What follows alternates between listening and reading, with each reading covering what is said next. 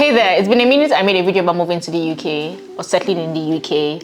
And so this video is about the must-have apps or products that you'd have to make your life easier, to navigate, to bank, to send money back home, for healthcare, for ordering food, all the apps that you need, all the products you need to know of to be able to do that. This video is done in collaboration with Zazu. A few months ago, there was an article on the 9 must-have apps for people in the moving in the UK, and now we're doing the video version.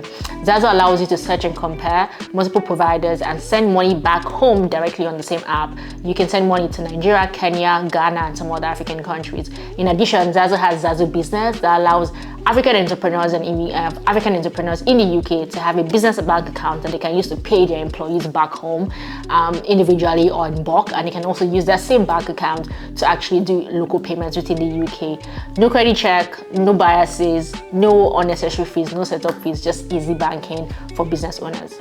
Now let's talk about the must-have apps that you should have to help you navigate through the life as you move and settle in the UK. And this video is also really important because I get asked a lot of questions from people that I work with, their global Australian visa, like, okay, please, I'm here now. How do I find a house? Where do you order food from? And I'm always giving those answers. So hopefully after this video, I will just share a link and say, hey, this is a video to use. Let's get right into it.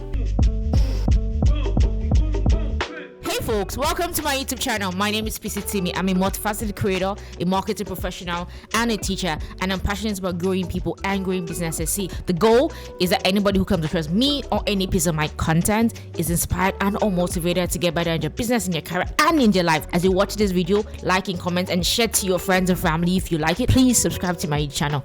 Enjoy this video, and I'll see you. Peace. Category 1, apps for transportation, right? If you're thinking about navigation, I personally use Google Maps. But then one day I was cycling and I realized that Google Maps doesn't always work well, and Apple Maps, because I use an iPhone, works better for me.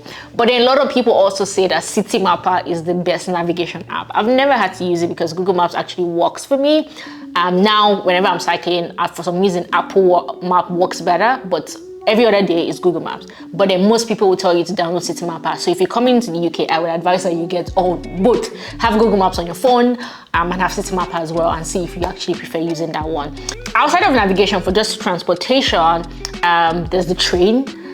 So typically use the train. But when I'm buying tickets, especially when I'm navigating to not within London, like I'm going outside of London, like to Manchester or Birmingham or Brighton, I buy my tickets on train line. So if you're going to be navigating a lot in the trains within the same city where you live in, train line is perfect. That's what I use for buying all my train tickets. If you want to use an Uber, then there's Uber. There's also Bolt, which works pretty well, right? But then if you like to cycle, you can get the Santara bikes, or you can get a Lime bike, which is an electric bike, which costs a lot more. You could also get Steer bikes.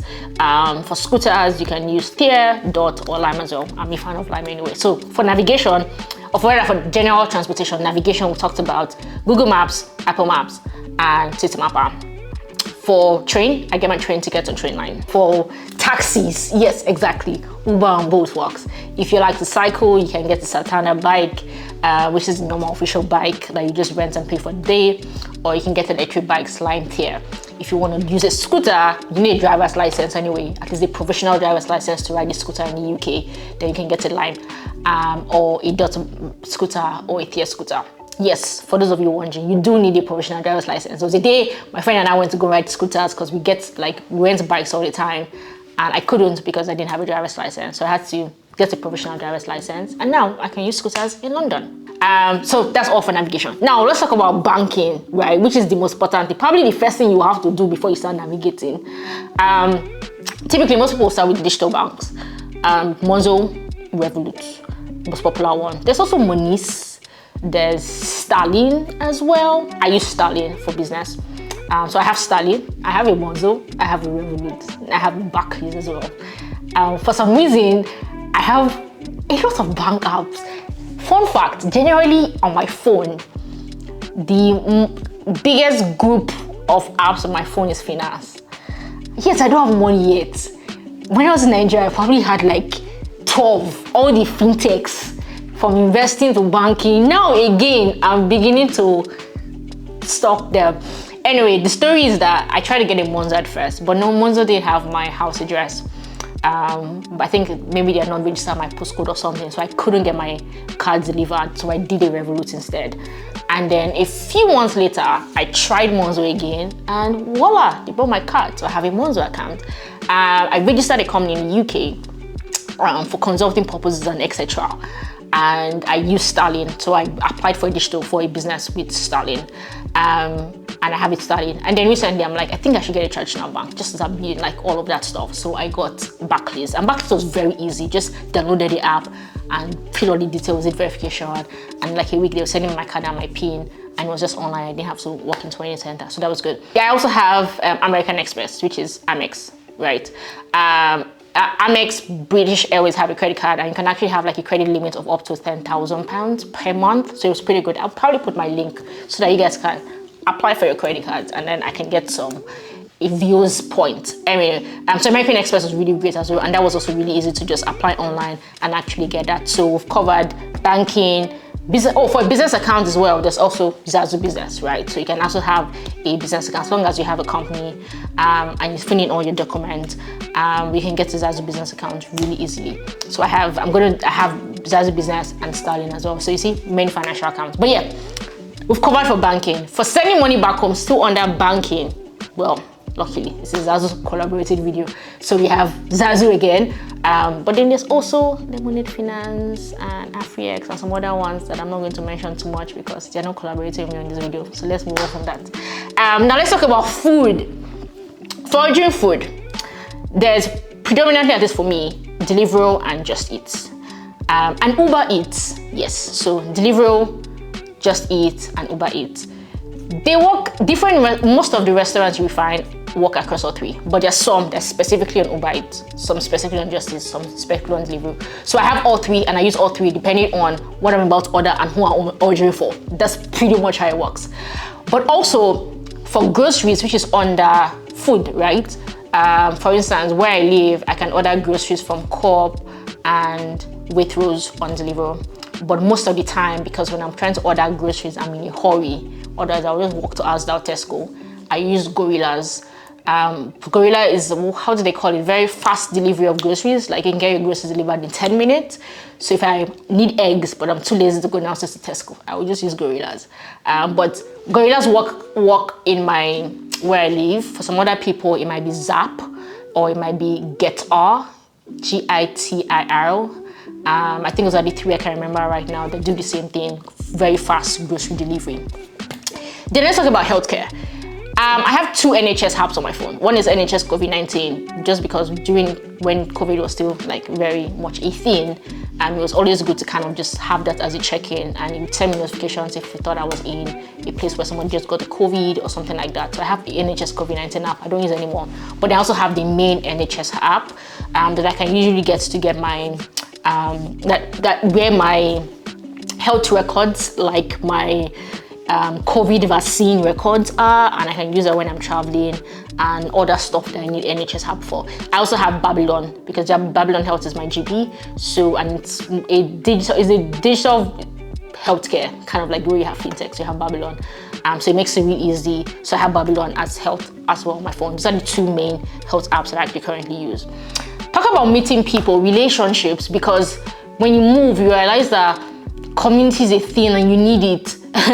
So lots of places to make friends and meet people. Well, there's Tinder, there's Bumble. There's Tinder, there's Bumble.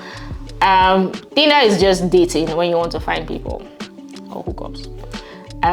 Bumble has dating, but Bumble has BFFs, which is what I like. And I've actually used Bumble BFFs to actually meet friends.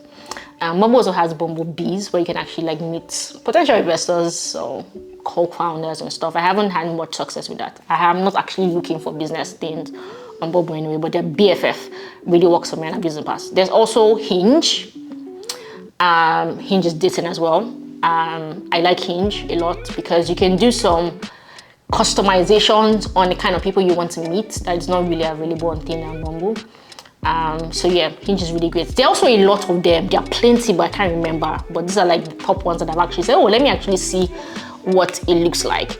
There are also a few other editing apps like Easy that you can find like different restaurants and find where people are kind of like having events around you. Meetups actually also work here, so you can actually just go and see the events that people are having, etc, etc. When you're buying tickets to go to events, I have the Dice app on my phone now just because I've had to buy a few event tickets, and yeah, it makes sense to just have the app there. Let's move away from meeting people. Finding an apartment, this should probably have been number one, because where will you sleep before you start meeting people and start doing every other thing? Well, if you Google rent a house in the UK, you will find a list of websites.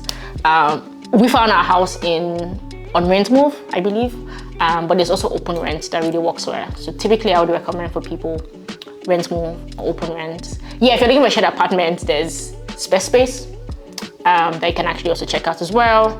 And a bunch of them, just Google it, but Rentmove, Open Rent, and ShareSpace are probably the top 3, depending on the kind of apartments that you're looking for. And then we have on Zazzle blog, they have some notable mentions. So if you're in the UK to study and you also like shopping, Uni Days is a must-have.